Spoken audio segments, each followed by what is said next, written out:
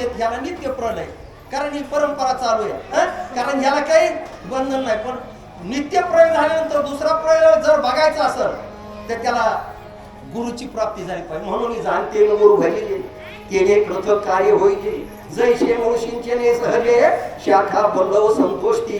गुरुची प्राप्ती, गुरु मिळाला पाहिजे महाराज. कारण गुरु कसा मिळाला पाहिजे? सर्वसाधारण सांगतो, माझे गुरु भगवान बाबा आहे.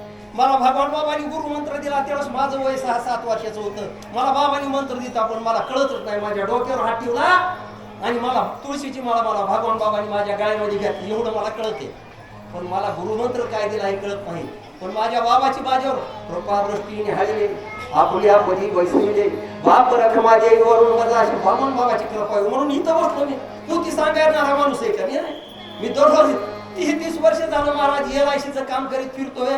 30 वर्ष जर का माझ्या हनुमानजीची सेवा केली असती, भगवान रामचंद्राचं चिंतन केलं असतं, त्याला तर मला सुद्धा ह्या प्रलय कसे त्याच्याबद्दल मी माहिती सांगू शकत नाही महाराज. कारण सांगणं काहीतरी सांगत बसणं मला काही बरोबर वाटत नाही. पण आज तर निघालंय, आता सांगणं काम आहे, मला समजत आहे.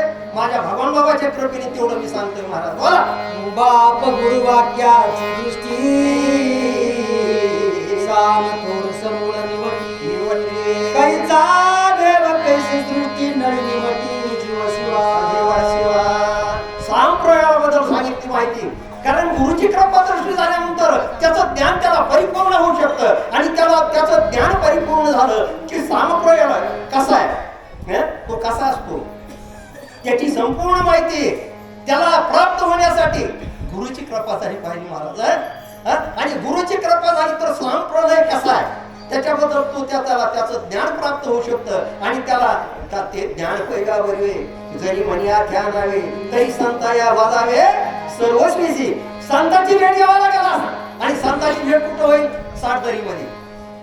माझे हनुमानजी सगळ्यात खूप मोठे संत आहेत महाराज. आणि पुन्हा हनुमानजीच्या भेटीला आलेले हे सगळे संत, ह्या माझ्या भगिनी हे संत, आणि ह्यांची कृपा झाली पाहिजे.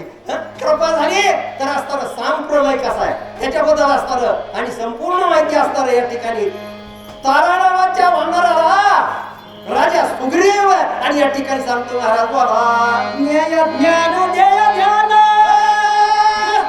दृष्टानी दर्शन त्रिपुटी निर्दळ